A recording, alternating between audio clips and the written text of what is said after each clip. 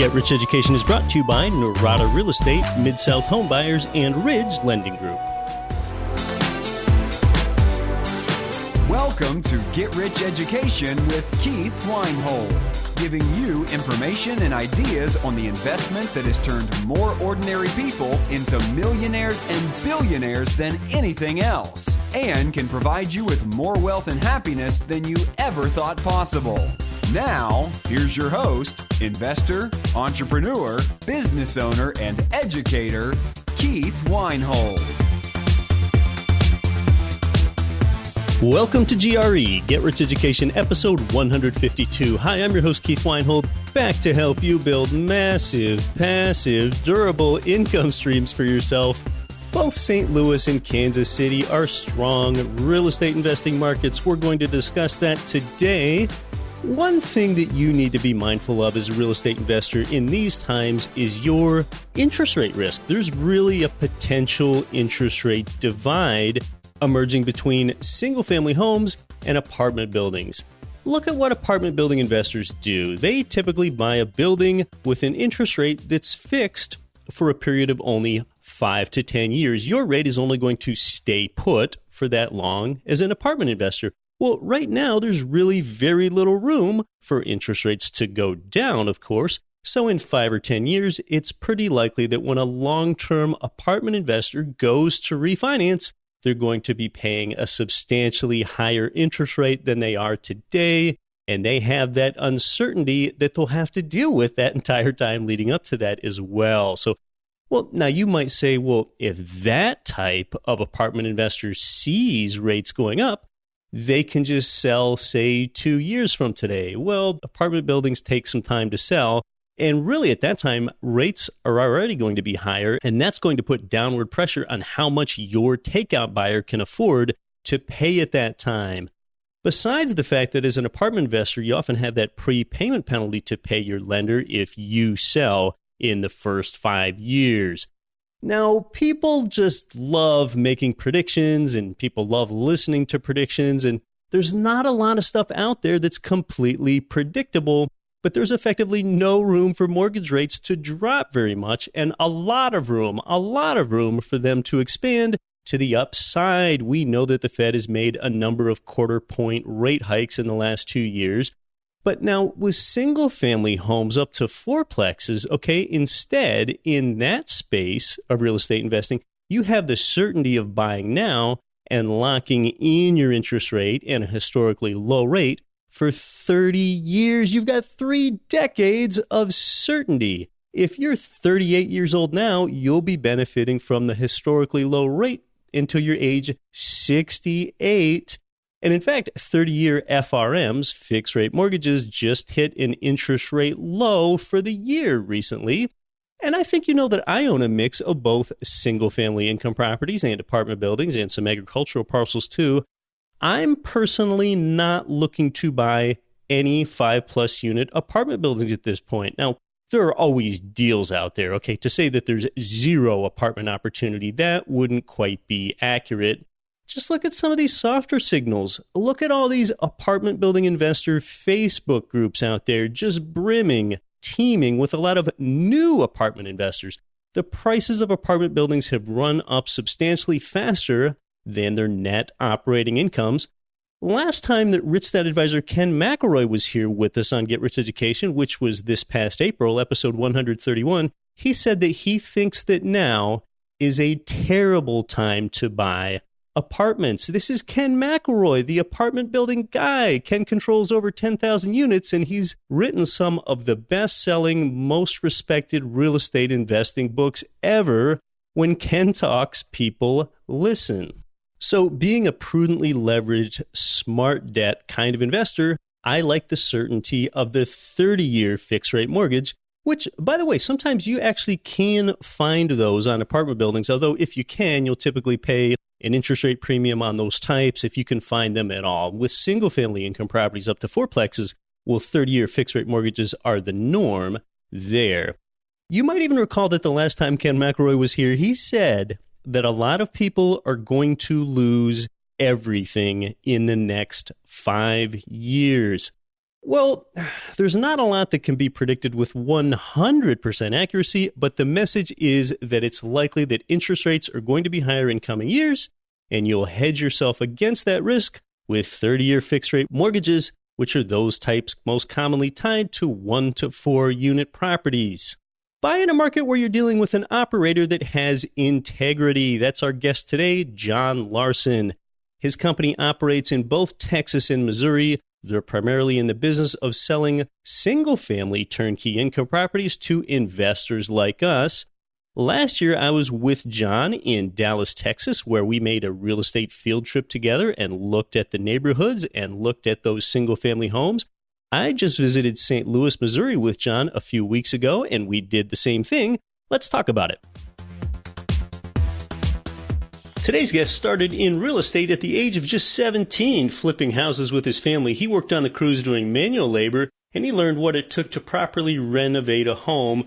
From there, he became a real estate agent in Michigan, and he worked at the #1 brokerage in the state, where he helped some of the largest investors in Michigan to build multi-million-dollar rental portfolios. While he was working in Missouri, he crossed paths with American Real Estate Investments, where they eventually invited him to join their team, and today he's a managing partner there at American Real Estate Investments, where he continues to help grow the company into really one of the best turnkey real estate providers in the entire country. And his passion for both real estate and to his clients make him a national leader in the single-family rental community.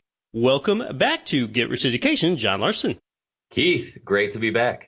John's company operates in both Texas and Missouri. John was last here with me on episode 129, where we focused on the Dallas market. John, an interesting thing is when markets heat up like this, and we've basically had real estate markets that have appreciated pretty steadily since about 2011 or so, one mistake I see real estate investors make, and boy, you just can't emphasize enough how important this is some investors go into these dinky little markets with a city of 20 or 30,000 people into these tertiary markets where a lot of times these communities are just dependent on 1 or 2 industries, and one is really susceptible to economic downturns, and they're really vulnerable that way. But in St. Louis, Missouri, where we just enjoyed a visit together a few weeks ago when you hosted me there, and we checked out the market and we walked some properties, size-wise, St. Louis is a top 20 metro area in the entire nation, so you have a great diversity of industry and stability in the economy that way. So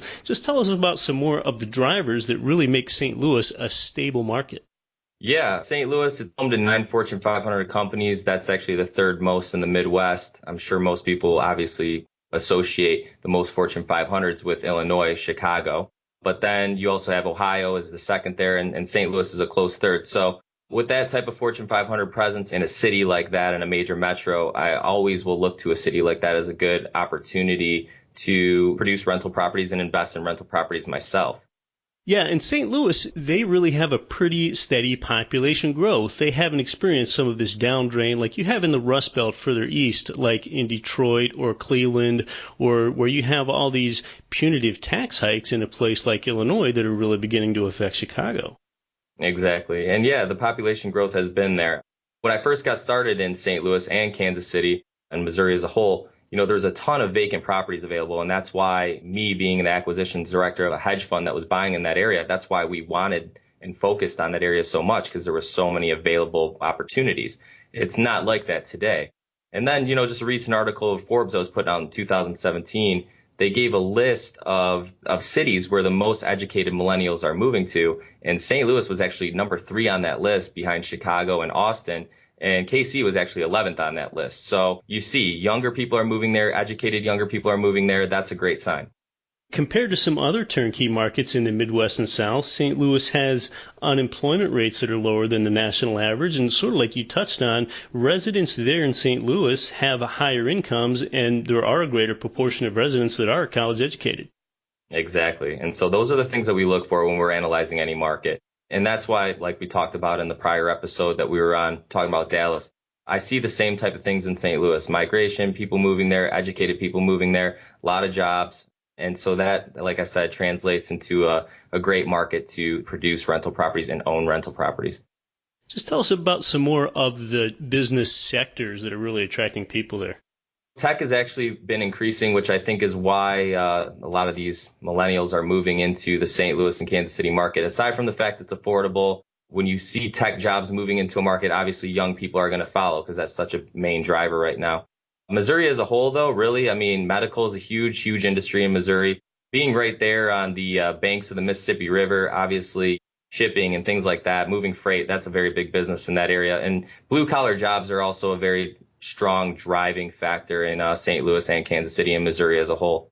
Yeah, so we're looking at St. Louis, something that's very well centrally located in the United States, probably just a shade east of the very center of the 48 states. And logistically, you're on a river, and it's really a transportation hub, and that actually contributes to the low cost of living there. It costs about 1/12 as much to move goods over water as it does over land. So St. Louis is really a transportation hub for a lot of reasons, including the Mississippi River. And one reason that you're in that market, John, and you've been there in the Missouri markets for quite a long time, in St. Louis, there just is not very much competition in the market. There's really a dearth of turnkey operators there. So why do you think that is? I know exactly why that is. It's really tough to just kind of set up shop in a city like St. Louis. The city of St. Louis is really tough on contractors out there. You have to do an occupancy inspection every time you turn a property, every time the property changes hands. The inspectors are also driving these neighborhoods all the time, making sure that lawns are cut, gutters can't be hanging from properties, trash can't be outside. You're going to get ticketed for that.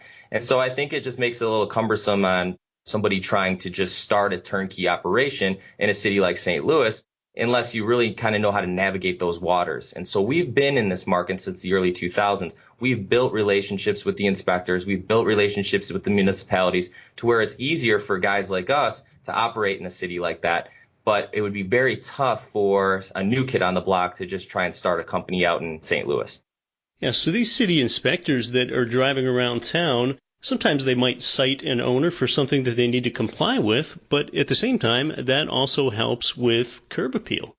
Absolutely, and it helps with keeping the values up in these neighborhoods. I mean, you and I, we drove through these neighborhoods. You referenced to me many times, John, wow, I cannot believe, how much are these houses here? Yeah. And I was like, well, in this area, it's about 100 to 120,000. I mean, but you're driving through neighborhoods that I would say are just as nice as a Dallas at a 170 price point.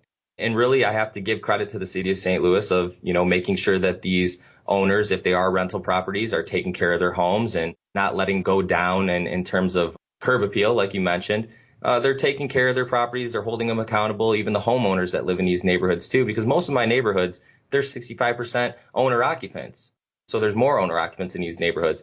And that's why I think that the areas looked as good as they did, especially for that type of price point that we're focused on.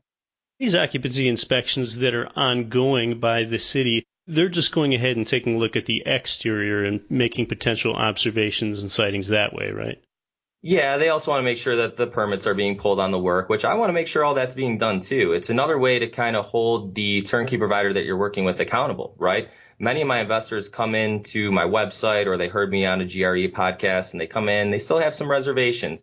They want to make sure that they're buying a true turnkey property that's going to pass a third-party inspection. They want to make sure that the mechanicals are in good working condition. There's enough useful life left on the roof or the roof's brand new. I mean, St. Louis is a city that if there's too many cracks in the driveway, they're going to make you replace it. So I can't sell a property that's not fully turnkey and pristine to my investor. I have to go through these occupancy inspections and they hold me accountable to make sure that this thing has, like I said in the video, all the T's are crossed, all the I's are dotted. We spent much of our time in Florissant, an area just north of the city of St. Louis there that's part of the metro. And Florissant was characterized by brick-constructed homes, mostly brick-constructed homes. It seems like a lot of those were built in the 1960s.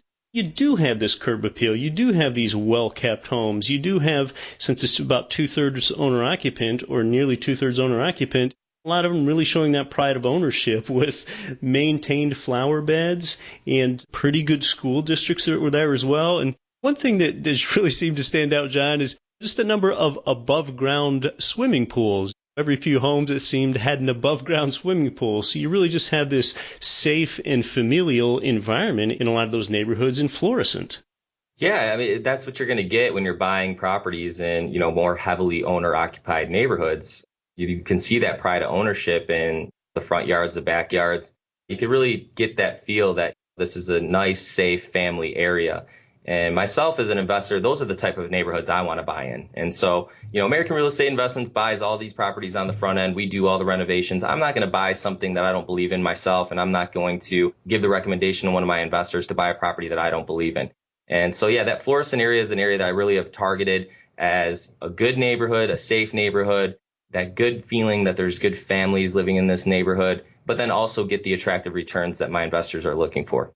It wasn't until I was a real estate investor for maybe 2 or 3 years that I began to get it. And whenever I would go look at property, that I started to figure out that previously I had been asking myself the wrong question. When I was a fresh new real estate investor, I'd ask myself the question, would I live here myself? Would I live here myself when I'm looking at a rental? And sometimes I would, but most times I wouldn't, because I want to live well and have really good amenities. I replaced that really with the question when it comes to an investment is, do I feel safe here? That's really the question. And every time with the properties in the neighborhoods that you were in the St. Louis metro, I could adequately answer that do I feel safe here question, yes. Yeah, absolutely. And we don't experience any thefts or anything like that. I've never ran into any situations where I'm renovating a house and it gets broken into. These neighborhoods that we're buying in, they're very safe. I mean, they're the people that make $40K on the low end up to as high as $55K. That's kind of where that's where Florissant, that's kind of why we picked that neighborhood, is because you get that good blend of safety and security, but then also you get that attractive return as well. I try and tell my investors, you can't always just look at what's on the spreadsheet. You have to factor in a lot of different things. Where is this home located? What type of tenant is this property going to attract? If you check the boxes of it's safe and this should attract a really good tenant that brings in a decent income and has a decent job, that tenant's going to pay their bills, and that's going to give you the better chance to actually see those type of returns that you've seen on the spreadsheet at first. Yeah, that is the income sweet spot there in that market, about $50K. They don't really make enough income to go ahead and buy their home, but they do make sufficient income to reliably pay the rent. Let's talk about a few numbers there, just on average, or your median kind of price point there and the amount of rent income that there is and the property taxes. Yeah, so right now I'm really close, if not right on, spot on to that 1% that everybody's looking for, that rent to price point ratio. Average sales price in my Missouri market is going to be around $110,000, and the average rents are going to be about $1,100. So really attractive returns. The property taxes are only about 1.5% on the high end of assessed value. So that really helps with cash flow and with the returns.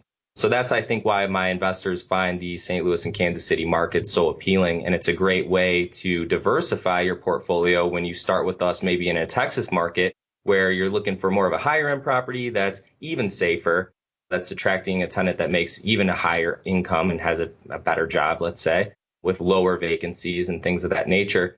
When you partner those properties with some of these properties up in Missouri that are those lower barrier to entry and higher returns, you start to really build a very solid blended portfolio.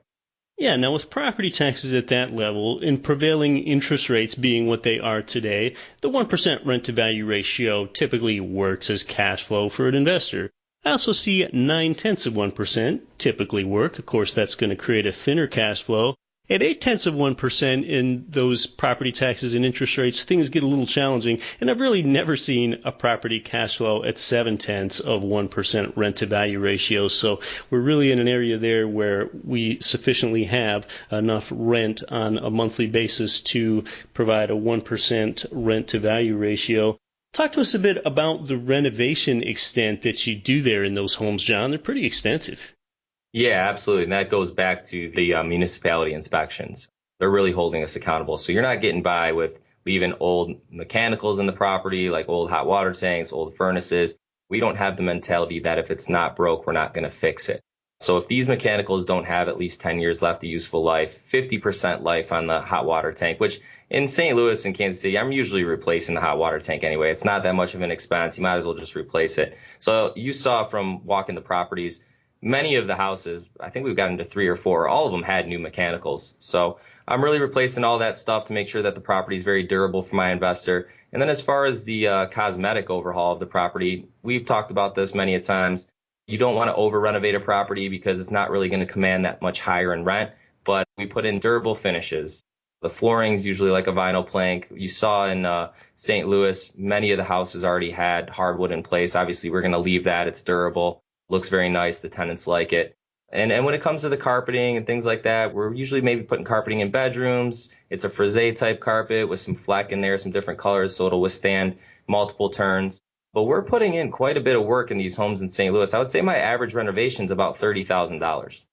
Okay, so that's a pretty substantial renovation. And if it ain't broke, you might still fix it. For example, the roofs on the homes, if it's less than 10 years old, you go ahead and completely replace the roof. So if there's a completely functional roof, for example, that's 8 years old, you will just go ahead and go in and replace it anyway.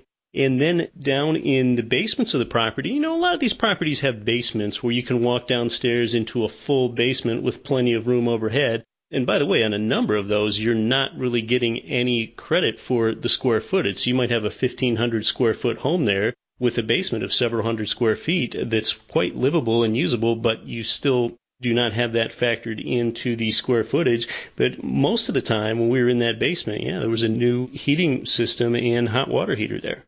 Yeah, and so with the basements too, a lot of times we'll finish out the basements because it can command $50 to $100 more in rent than the house down the street that has an unfinished basement.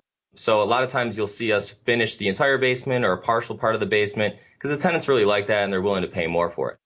But yeah, St. Louis is certainly a fun place. It's a vibrant city with a lot of neighborhoods, a top 20 metro in the U.S., and even quite a culture there for a lot of things. Jazz music and St. Louis Cardinals baseball. We were there checking out a game the one night. That was pretty great.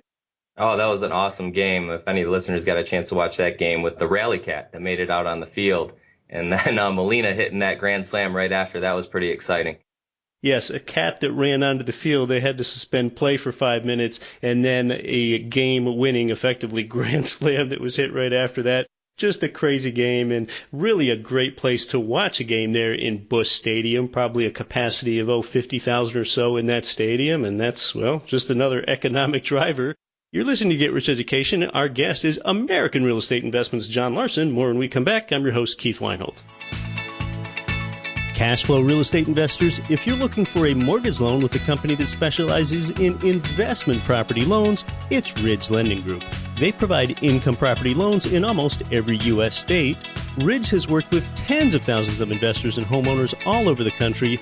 In fact, with ethics and transparency, they've helped more people realize their dreams through real estate investing than any other mortgage lender in the country. Get started at ridgelendinggroup.com. Are you looking for a roadmap to financial freedom? If so, we have a solution for you. Norada Real Estate is offering a limited number of free strategy sessions to help you get out of the rat race. Learn how you can create wealth and build monthly passive income. To set up a time with one of our knowledgeable investment counselors, simply go to noradarealestate.com. That's NORADA realestate.com. This is Rich Dad Advisor Ken McElroy. Listen to Get Rich Education with Keith Weinhold and don't quit your daydream. Welcome back to Get Rich Education with our guest, American Real Estate Investments Managing Partner John Larson. So, John, you've operated in St. Louis for quite a while, over a decade, and you've really gotten to know that market well. You also operate in another Missouri market to the west of the state. St. Louis is in the far east of the state. So going west into Kansas City, just tell us about the character of the Kansas City market and why that's a compelling market for investors. Well, yeah, many people don't know we actually are a Kansas City company originally. We moved our company to Dallas in 2014 from Kansas City. But we have a very, very strong footprint in Kansas City. And the reason why we like Kansas City so much, it's another large metro. There's over 2 million people that live in the market, has one of the largest manufacturing labor forces in the country. In less than 2 years, technology-based jobs have increased more than 17% in Kansas City, whereas the collective growth nationwide is only 3%. That's something that many people don't know. More than 20,000 people have moved into the city limits since 2010, so the population has been growing. And 20,000 jobs are added each month since 2014 in the KC area, which is bringing the unemployment rate down to only 3.9%. And as I was talking earlier about Missouri as a whole and St. Louis, where there were so many vacant homes coming out of the recession, now vacant homes are down 55% since the recession. So it shows to me that this is a very, very strong market, another great cash flow market. Price points are very similar to St. Louis. Price points and rents are almost spot on. So that's another reason why we love Kansas City and St. Louis and Missouri as a whole. Yeah, these are both just really emblematic of these low-cost markets where you can have a good, vibrant metro quality of life if you're a young person and yet find affordable homes and wages in proportion to the housing costs that make sense and make it very livable.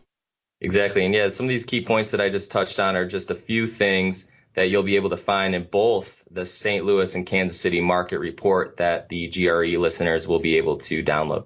And now there's quite a bit of new investment in Kansas City. Tell us about some of that. Cerner's the lone Fortune 500 company that's in Kansas City right now. Sprint was considered a Fortune 500, but now since I believe it's like a Japanese-owned company, I think they took it off the list. But Cerner is the lone Fortune 500 company in the area, and they're talking about bringing in 30,000 new jobs in that area. And we actually drove by the spot where they plan on doing this brand new campus. So that's a good sign, as well as the residents of Kansas City recently voted to approve a multi-million-dollar infrastructure plan that's going to bring the metro area up to par with the needs of the increasing population. So you're going to see a lot of new developments and new infrastructure put in because the city is growing. Now, Kansas City differs somewhat from St. Louis in that we don't see the impact and the presence of those city inspectors in Kansas City like we do in St. Louis. Yeah, exactly. That's just kind of a St. Louis thing. There's other markets across the country that kind of have the same type of municipality inspections, Cleveland being one of them. Just that comes to mind, being a Detroit guy myself and a Midwest guy. But Kansas City, we're not running into the municipality inspections, so it's a little bit easier to operate there. But like I said, there's things that I like about the municipality inspections in terms of just holding people, contractors accountable and making sure that we're delivering a full turnkey property to our investors. Okay, so rent-to-value ratios in Kansas City are pretty much commensurate with those that you'll find in St. Louis, pretty close to that 1% rent-to-value ratio. And then how do property taxes differ in Kansas City from St. Louis? They're actually a little bit less. They're actually more in line with about 1% of assessed value. So you're also seeing some higher cash flow numbers in KC. Yeah. Now, let's just look at the state of Missouri on the whole here. What kind of landlord-tenant law do we have, and especially on average, how long does it go ahead and take to evict a non-paying tenant when that happens once in a while, unfortunately? Honestly, it's pretty easy. If we do run into that circumstance, it's rare that we have to go ahead and perform an eviction. I'm usually able to get the tenant out within 30 days. Yeah, that's pretty good. That is shorter than the national average, I would estimate. And then in Kansas City, in the neighborhoods that you're buying there, just tell us about some of those areas within that metro and those neighborhoods and just what the character of those neighborhoods is with percent owner-occupants versus renters and so on. It's the same things as St. Louis pretty much. We're definitely buying in neighborhoods where you have a little bit more owner-occupants than actual renters. The style of the homes are a little bit different. You're going to see a lot more of frame-type structures, whereas at St. Louis there's a little bit more brick and partial brick structures. But Kansas City as a whole, I was there with investor group on Monday before I met up with you. And one of the things that they said the entire time was how clean the city is. It's a very nice city, very clean. And so when you're in Kansas City, if you ever pass through there, you ever get a chance to visit there, everybody that I've talked to, they all kind of have the same thing to say about it. Very clean, very well maintained. So, and I lived in Kansas City for 3 months before I moved down here to Dallas with AREI. So I really had a great time there. I thought it was a great city, and I think it's a great place to invest.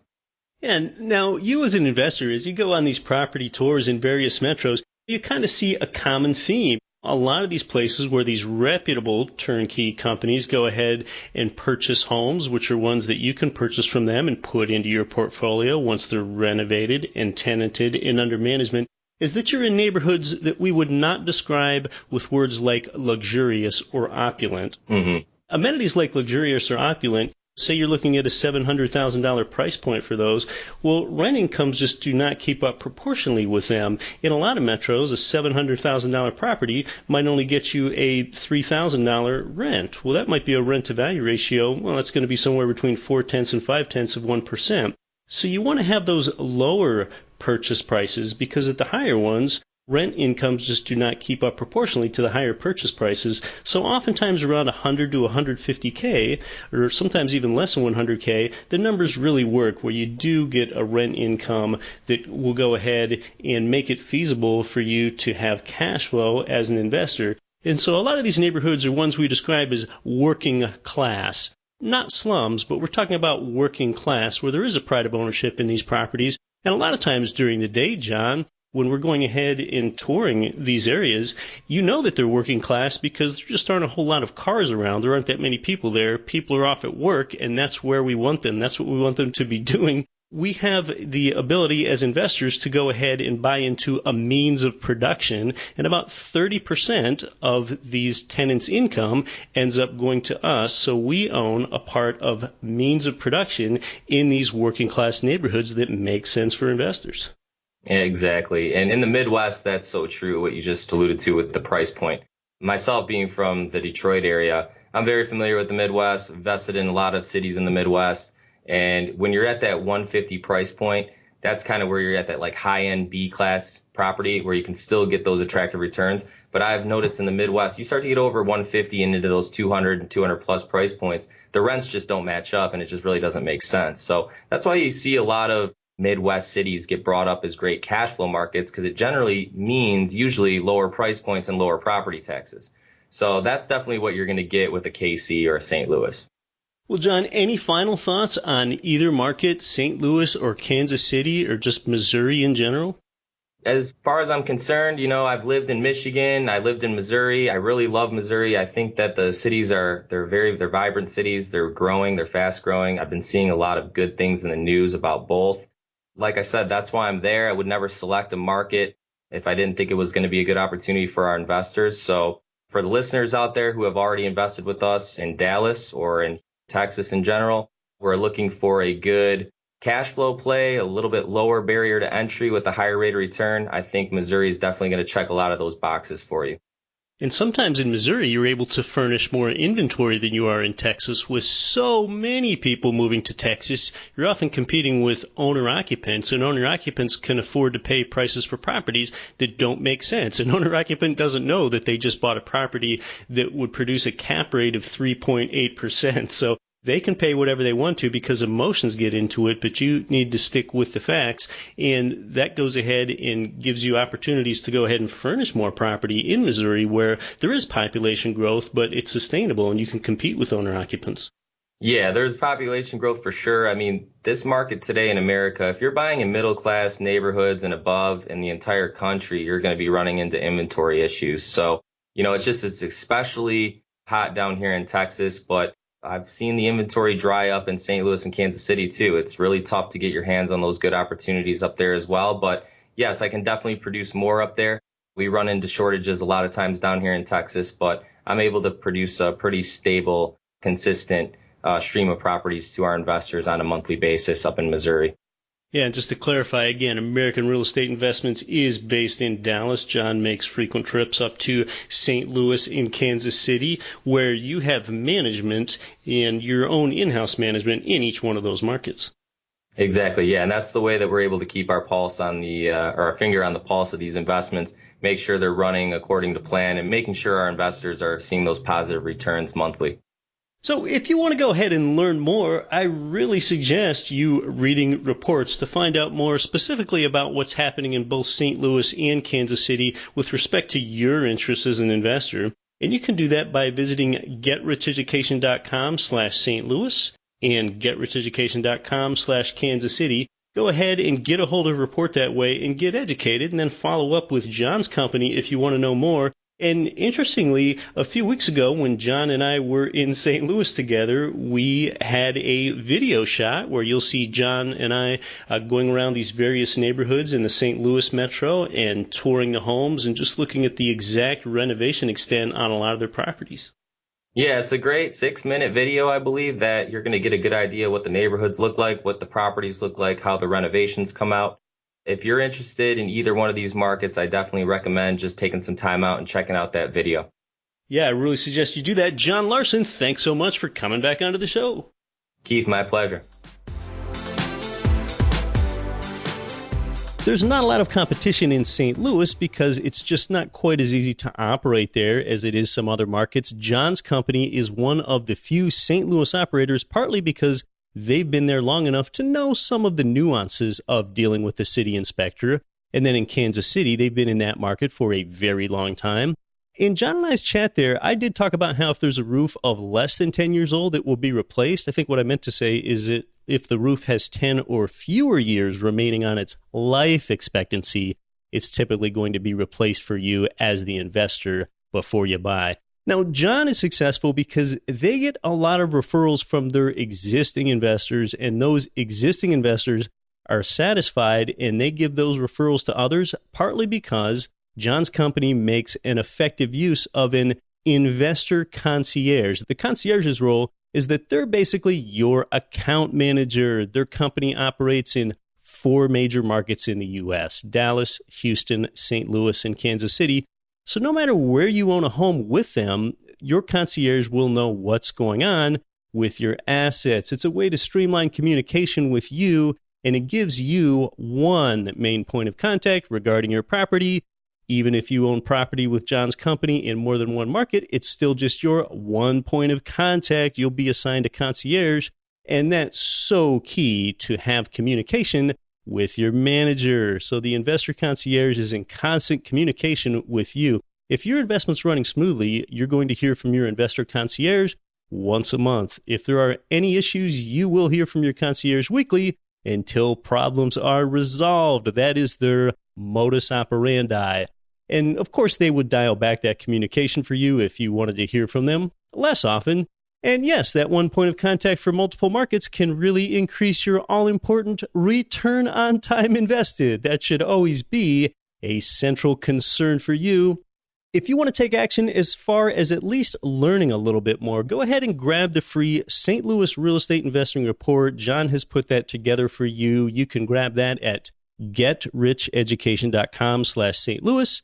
We'll also make sure that you see that video of John and I walking those St. Louis turnkey properties together when you indicate your interest at getricheducation.com/St. Louis.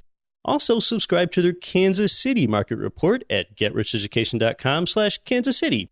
That's also how you can connect with the provider to ask them some questions. One provider, both Missouri markets.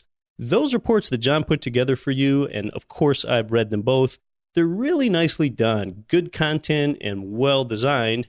And if you can't write down those links because you're mowing the grass or perhaps out riding your bicycle in the middle of the woods like I am sometimes while listening, well, of course, we put those links in the show notes for you. I am about to jump on a plane to take the long leg of flights from here in my hometown of Anchorage, Alaska, to Belize City, Belize, and beyond, and then later to Costa Rica.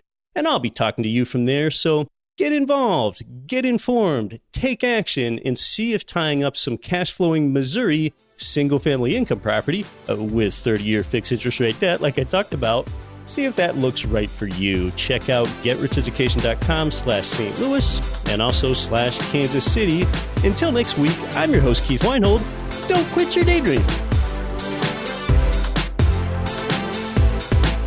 You've been listening to Get Rich Education, telling you what the wealthy won't tell you about real estate and investing.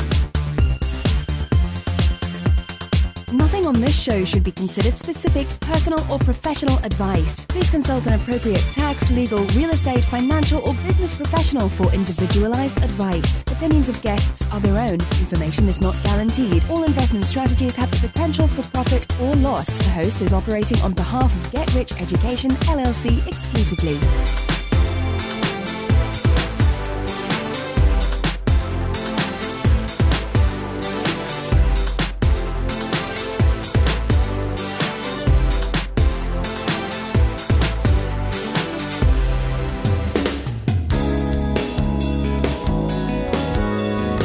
The preceding program was brought to you by your home for wealth building, getricheducation.com.